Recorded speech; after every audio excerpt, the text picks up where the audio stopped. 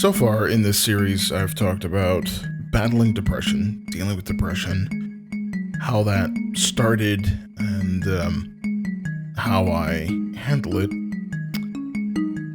into talking about not having my mother in my life, to reconciling with her, and moving forward and having a relationship with her. You could say they can be difficult to talk about, especially when you're doing something that's so public that everyone is going to hear.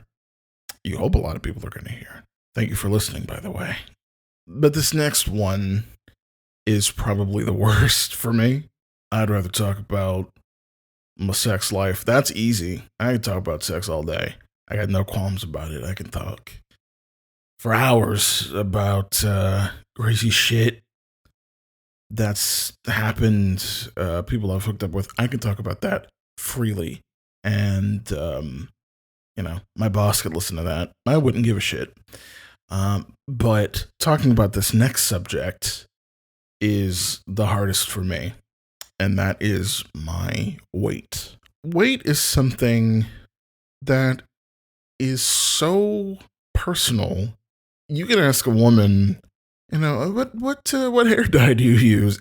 That would be less offensive to her than saying, how much do you weigh? Even if she's not big, even if she's, what I call normal size, that would be okay. But as soon as you ask somebody, how much you weigh? Even the straight men are, they'll fumfer and they'll give you something. Well, I put on a few, after the kids, the job is, they'll give you something. Everyone is touchy on the subject of weight, which is very interesting because saying something negative about fat people is the last open slur that's still socially acceptable. You can rail somebody for being fat in the media, in public, and rarely will there be some sort of backlash. Especially if it's all in the name of, comedy. When you are overweight, you're fat, whatever you call it, plus sized, healthy husky. I had clothing that I wore as a kid that had that label on it. So when you are a fat person, it ain't great. Growing up, I was always some sort of chubby, and that's how my aunt classified it. She still does, and I'm over 430 pounds as well. You're just, big boned. These are some big ass fucking dinosaur bones, lady. I'm over 430. That skeleton is huge up in there. I don't know about that. I was always classified as chubby. There were no hand-me-down clothes that I could wear from other cousins. All of my clothes got handed down because they were bigger. In fact, I have a very skinny cousin who got all of my hand-me-downs, and he swam in everything he was given because it was so much bigger. I found an ID card from when I was 10 years old, so that would be 1996, and I was already 153, according to the ID card, at 10. I weighed more than all of the kids that I went to school with. I was always the biggest kid. You start getting into second grade, third grade, kids start kind of becoming aware of what is socially acceptable and what isn't. And they know the chubby kid gets picked on. And I got picked on a lot. I was chubby. I spoke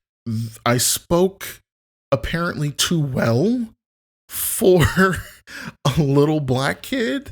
And that's because I grew up with an aunt who was an opera singer. So refined English was the name of the game in the house. Now, I get down with my people and shit, and you know, it don't matter. I can be doing whatever I want to do. But the default was, especially when you were in front of other people, she was not going to have anybody in her household embarrass her. So those consonants better be sharp. When you speak, think about what you say before you say it. I was raised that way. So, yeah, I went to school and was a square. I was just a fucking square, to be perfectly honest. Dorkish clothing, dorky speech, chubby. The only thing I needed was glasses. I didn't wear glasses as a kid. It was probably my only saving grace. They probably would have been broken because I got bullied a lot. I was a target somewhere in through there, being some level of overweight or being big, chubby, pre-fat, whatever. I started to feel the heat on being bigger than everyone else. When I got a little older, the aunt who raised me, when I mentioned my aunt, I don't know if I mentioned this in the last episode, it's a little too late now, but the aunt that raised me, some of you might have assumed I was talking about my mother's sister. The aunt that raised me is actually my great aunt. So my mother's aunt on my grandfather's side. So my mother's father's family, I was raised by his sister. So she's my great aunt, my Aunt Grace. Hi, Auntie Grace, if you're listening. My aunt's brother has 2 kids. He would plan these trips, and he started asking, well, does Josh want to go on some of these trips? So kind of out of nowhere, it just started that they would, some weekends, I would go hang out with his kids. And sometimes we wouldn't do anything. It would just be the weekend at his house. Other times, especially during the summer, there were bigger trips planned. We would go to Palm Springs, hang out there. That was always awesome. We would go skiing. They like to ski. And like the skiing trips, that's kind of where me being bigger and non-athletic, that's kind of where it became like, oh, you're different, and this is how you're different. They would say, oh, we're gonna do a skiing trip. Hell yeah, I'm on board. And I'm thinking like, I don't fucking know how to ski.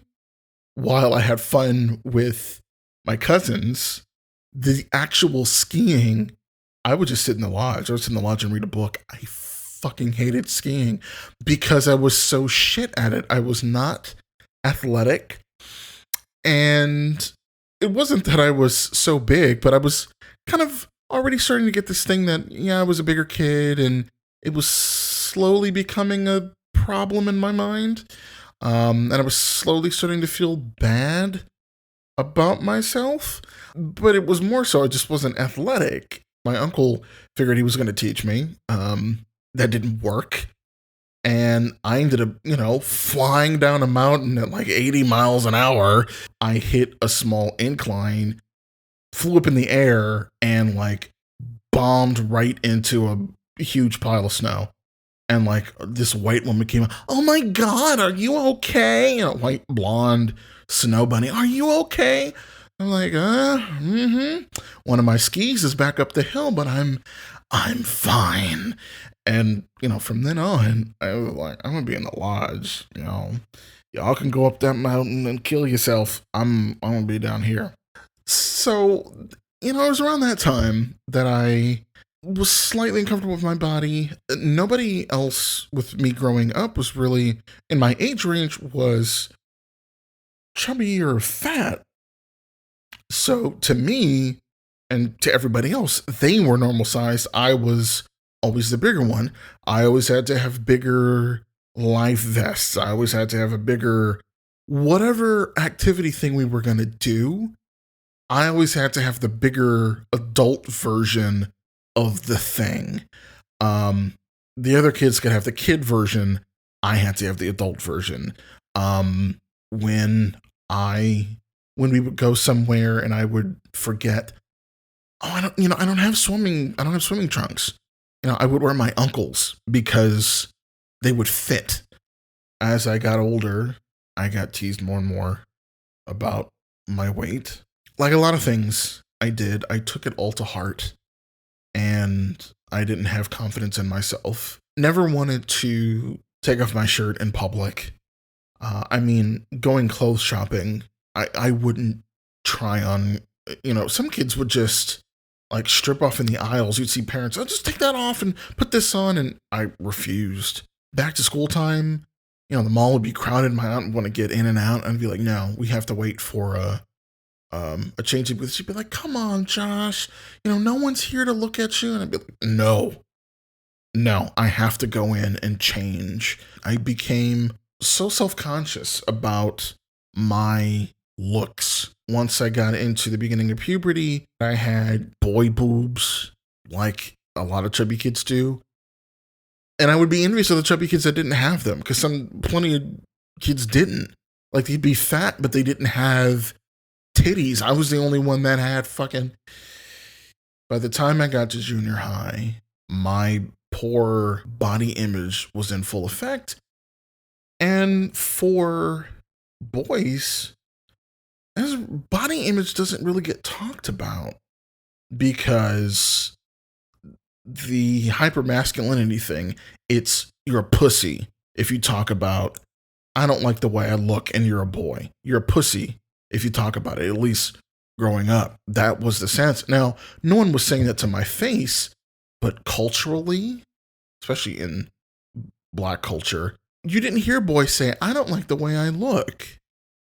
We all knew growing up as boys, you got to puberty and you wondered about your dick. Well, it was my dick. Well, all of the boys were looking. Doesn't mean they're gay. It means they're sizing up the competition. And we all did that, but no one said, I don't like the way my body looks. It was okay to worry about the size of your dick.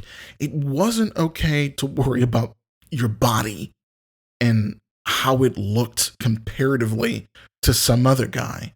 By junior high, my body image was in the fucking toilet.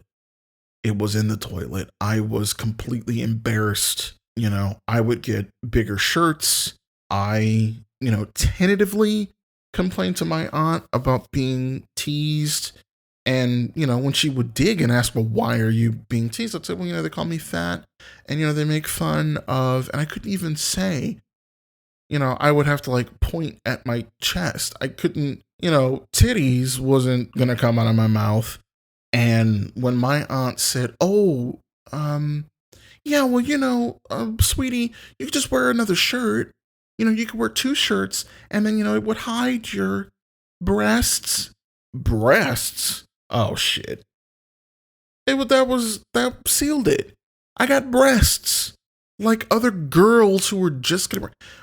I had bigger breasts than some of the girls I went to school with. Some of them were so flat, and I had perky bosoms like Blanche Devereaux. That was awful. That was fucking awful. And I've already told the story. Told it in the depression episode. Quick recap. One of the cutest guys in school that everyone had a crush on, including me, banded some boys together and ripped off both of my shirts in front of everybody. And so everyone saw my perky bosoms. And it's funny. I know you're laughing. Don't lie. You're laughing because this sounds funny. And I'm saying it in a funny way. But that's hiding the pain because it was painful. And especially there was no laughing back then. I relived that. I played it over and over. I beat myself up over it. The damage had been done. That was all junior high. Poor body image issues in junior high. Getting to high school, it wasn't any better. And then high school, now, I'm in full swing, puberty-wise. I got hair. I got hair in high places. I got hair in low places, man.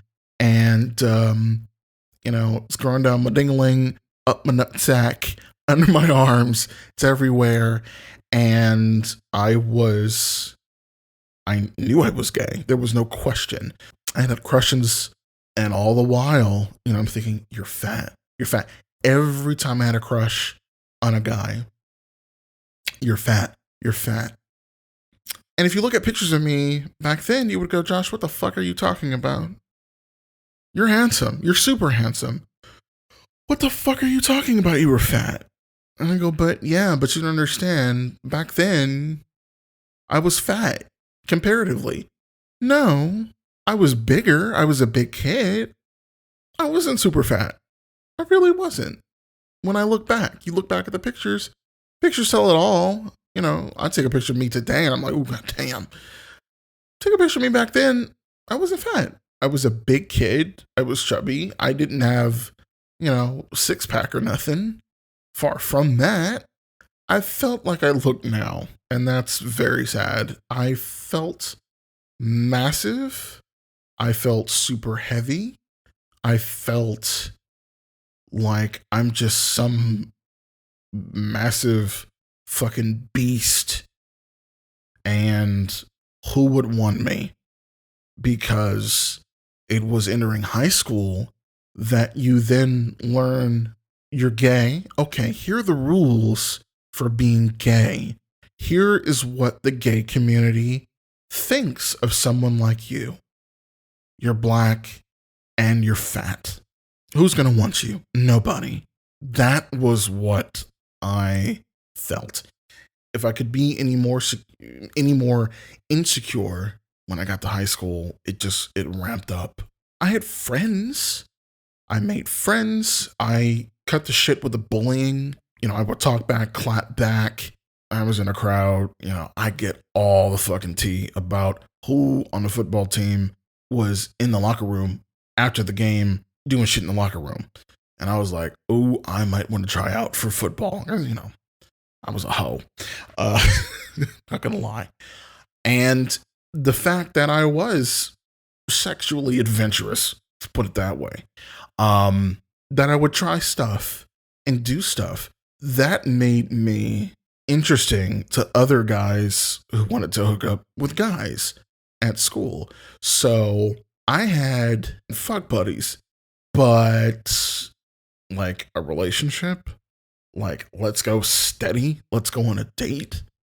No way. I so didn't have the courage to ask. And the few boys that I actually was interested in that way, they weren't checking for me.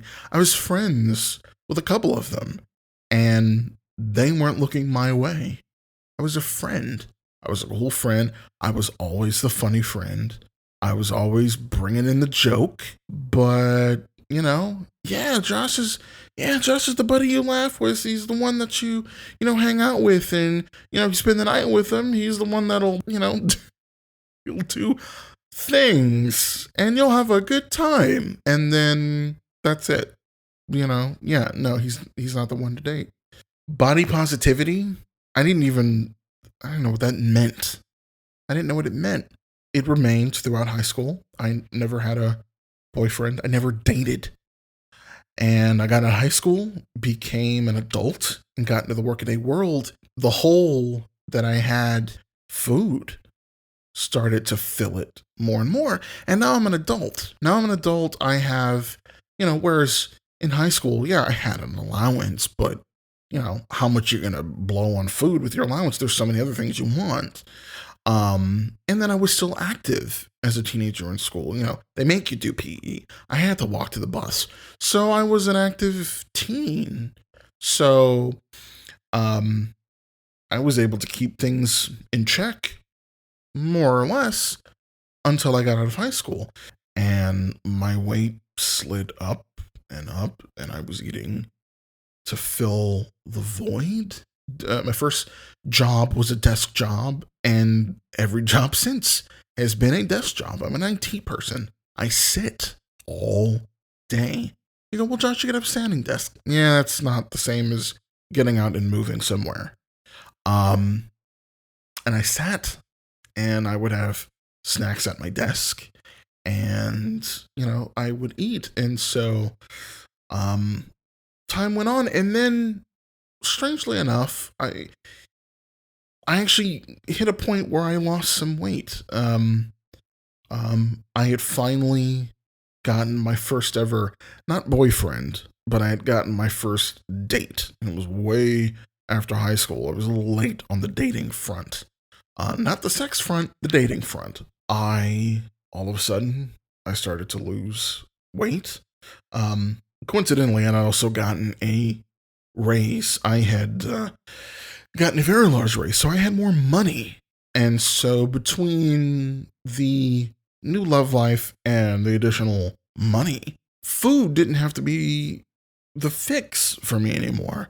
I had more money, so I could buy my happiness. And I bought a lot of happiness, and it became less and less powerful very quickly. And I had to spend more and more money to fill the same hole that I had been filling with food. And now it was being filled with buying DVDs at Best Buy, and I bought games, and I bought anything I wanted. I just buy. The guy that I was dating that broke up a couple of weeks. It didn't last any time at all. But my money, I had that longer, and that whole time I had that money.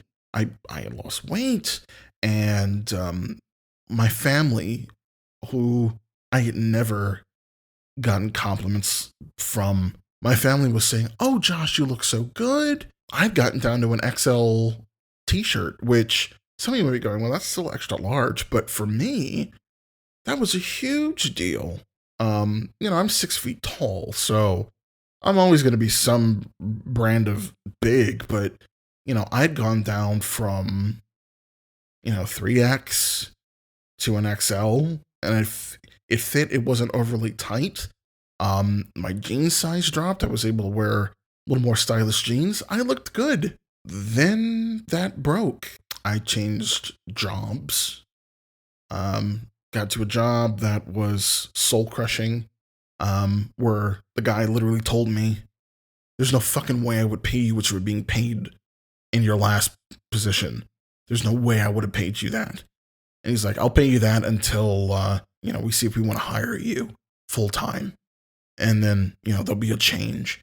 And instead of getting up and saying, "Fuck you, dude, I'll get this fucking job anywhere else. Stupid IT job, I can get this anywhere," I said, "Oh, okay." No self-confidence. I had none. I had not built core strength. And I'm not talking about my abs. I hadn't built my self-worth. My self-worth was still shit. The mere fact that I had lost weight and that I was reveling in the fact that people were complimenting me, that was foreign to me.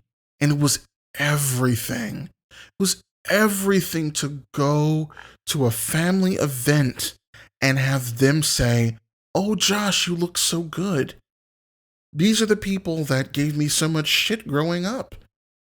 That I was the outcast. I was the kid who didn't have his mother. I lived with my aunt. And I broke everything in their house and all of this stuff that I dealt with. And there they were saying, "You look good." People I worked with, "Josh, you look really good." And in all of that, I hadn't built up a strong sense of self. That didn't make me change my view on my body, because even when people were saying I looked good, I still looked at myself in the mirror and went, "Oh, still fat." I got into a soul-crushing job. I spent my entire childhood with computers. I took them apart. I would break some shit.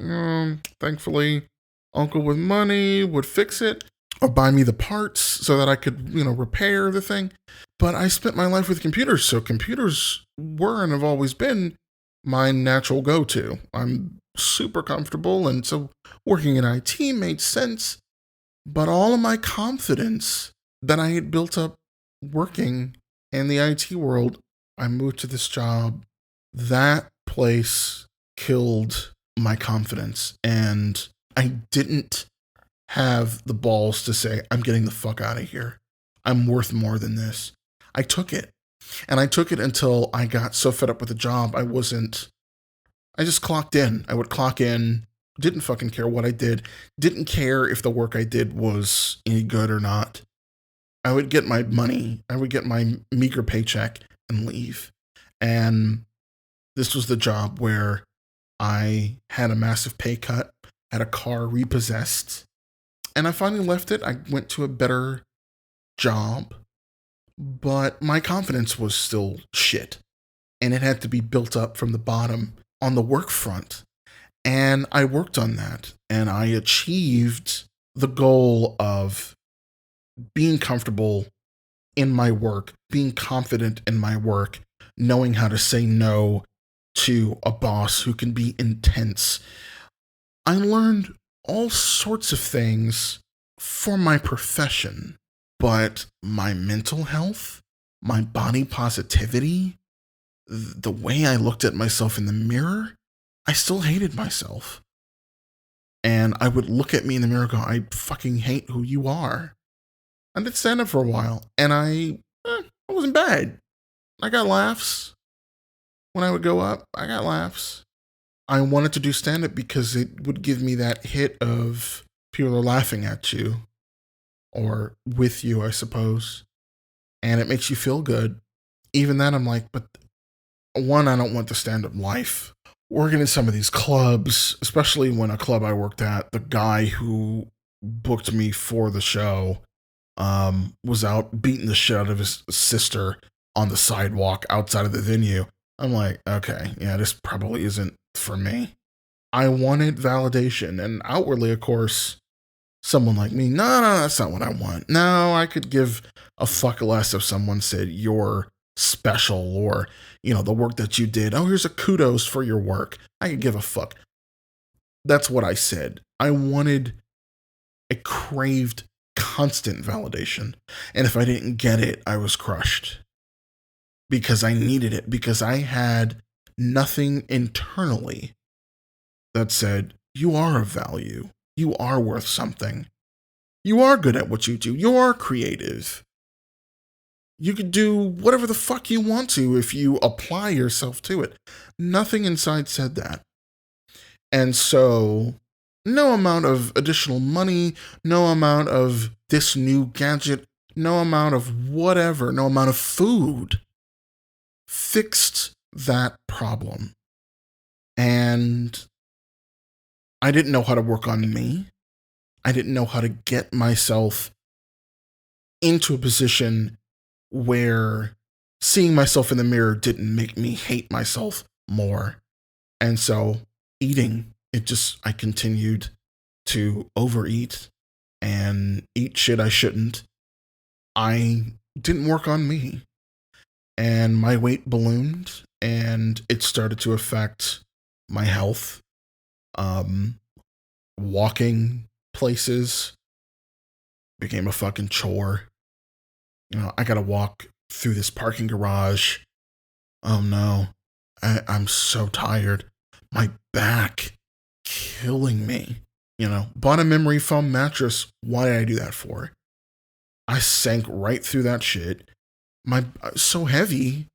That's not a viable solution. And spent a fortune on the mattress that we currently have because I needed something more sturdy to support my ever-growing weight. Walking through the grocery store to buy groceries.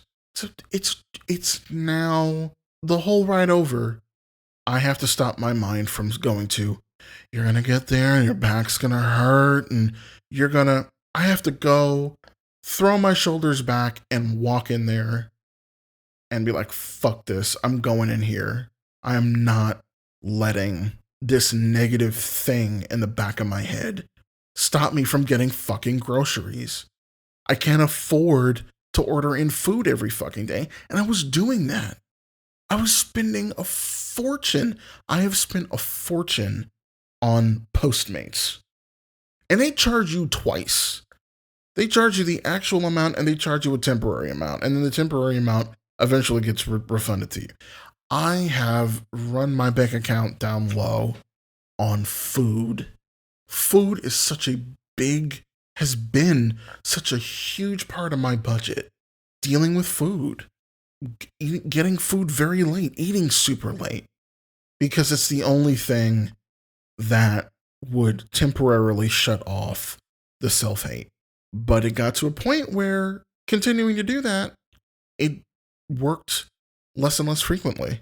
You try it, you'd eat something, or I would eat something, and I would feel the joy of eating the thing that tasted good and made me feel good for a couple of minutes. Then it goes away. And then it's the immediate shame. You sat there and you ate that whole thing. And that's terrible for your health. What the fuck are you doing? Why did you eat that? See, you ain't shit. You're blah, blah, blah. And then you look at yourself in the mirror and, Fat City, man. Those titties that the kids made fun of when I was in junior high, those titties ain't got nothing on the titties I got now. If those kids back then could see me today, they'd really have something to make fun of. But I've already beat them to it. There's nothing that anyone can say to me that makes me feel worse than how I feel already. And that has been the hardest thing for me. I've been able to forgive my mother for the past and reconcile with her. And I've been able to let go of other things that happened to me as a kid, that other people did to me. I was able to forgive a molestation from 2 family members. I was able to get through that. But looking at myself in the mirror and saying, I love myself. I love me. I am a beautiful person. People make fun of body positivity. They say it's a bunch of bullshit. They're like, oh yeah, see, fat people are just telling each other it's okay to be a fat, gross sack of shit. We have that specifically because there are assholes who say just those things. We have it because there are people who say those things to themselves. And I am one of those people. There is nothing any fucking YouTube commenter, Twitter commenter, Facebook commenter can say to me about my looks. When I've made Instagram videos, YouTube videos, some of which blew up slightly, the hate comments were real and they came hard. And none of it was anything compared to what I called myself when I looked in the mirror and saw me. I look at me in the mirror when I go to take a shower and I'm naked and I see all of me. And it's taken so much not to look in the mirror constantly and say, I hate you. I hate to look at you. You're ugly. You're absolutely disgusting. You deserve no love. Who would love you? Why should you be loved? You're a fucking mess. It's taken so much not to do that. I started this podcast because I thought I have issues that I deal with, and perhaps talking about them can bring peace to someone else. Maybe someone who's going through the same stuff that I'm going through can hear the progress I make and take comfort in knowing that things will get better as long as you stick with them. And I will tell you right now, being an overweight person with health issues, that all stems from I have no self-confidence. I'm telling you, this is the hardest thing for me. And I am trying so hard to get myself in a better place. But this is one of the things that I don't have a happy ending for. I am trying my hardest. And for people who are not overweight or do not deal with this and think, just get yourself out there. Just go and hit the fucking road or exercise, and just do it. I hear you. I really do. And yes, that makes 100% logical sense. The trouble is for someone like me who thinks the way I do, which there are plenty of people who do, it's perhaps not the work itself. It's looking down the road and going, there's going to be a lot of pain and there's going to be a lot of failure. And the idea of falling on my face with something that hurts me so much is painful in and of itself. And to get yourself up knowing that that pain is coming, that's where the difficulty is. And that's what I shy away from. You know, people say, there's no trying, there's doing. I'm fucking trying, man. I'm trying my damnedest. Fuck do. I am trying to do. And I'm doing a little bit at a time. And it's fucking hard. It's not fun. The only other thing I can say is I am so thankful that there are people in my life that consistently bring me positivity, and consistently are there.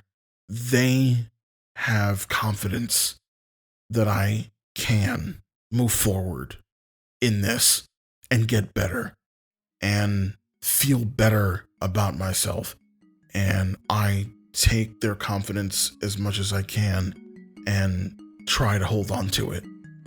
It's a slow process, but I'm slowly coming around to the idea that it will get better as long as I stick with it. If you enjoyed what you heard, you can reach out to me and tell me what you really think online. You can reach me on Facebook at This Is Josh Pod. You can reach me on Twitter at This Is Josh Pod. Yes, I got the same at tag thing for both of those social media platforms. I'm a lucky man. You can also email me at thisisjoshpodcast@gmail.com, or you can visit my website, which is thisisjoshpodcast.com. Do you see a theme here? I made it very easy for you to remember where you can find me online. So reach out to me, say hi, say what's up, say you love the podcast, say you hated it. Haters, lovers, all welcome. If you have a topic that you'd like me to discuss on this podcast, let me know. If you have stories that you'd like to share, I would love to hear from you. So until next time, I don't have a closer. I really should have a closer. See, folks, not perfect. Absolutely not perfect, but I'm working on it. Thanks for listening.